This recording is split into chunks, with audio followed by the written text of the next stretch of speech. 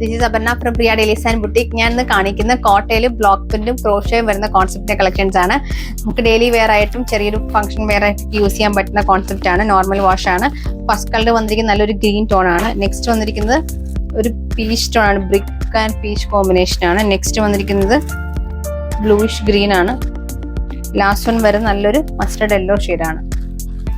ഇതിൽ നമുക്ക് പാറ്റേൺ കൊടുത്തിരിക്കുന്നത് ഇതിൽ നമുക്ക് ഇങ്ങനെ ഒരു ഫുള്ളി ഒരു ബ്ലോക്ക് പ്രിന്റ് ആണ് വന്നിരിക്കുന്നത്.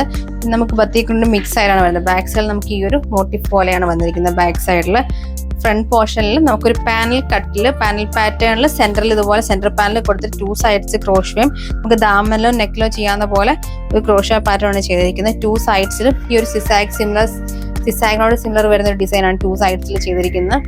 ദുപ്പട്ടയും നമുക്ക് കോട്ടയിലാണ് ദുപ്പട്ട ചെയ്തിരിക്കുന്നത്.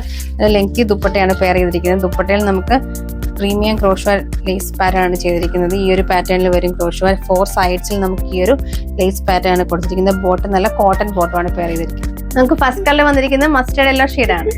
നമുക്ക് നെക്സ്റ്റ് കളർ വന്നിരിക്കുന്നത് ബ്ലൂ ഷെയ്ഡാണ്. നെക്സ്റ്റ് കളർ വന്നിരിക്കുന്നത് ബ്രിക്ക് ആൻഡ് പീച്ച് കോമ്പിനേഷൻ ആണ്. ലാസ്റ്റ് കളർ വന്നിരിക്കുന്നത് ഗ്രീൻ ഷെയ്ഡാണ്.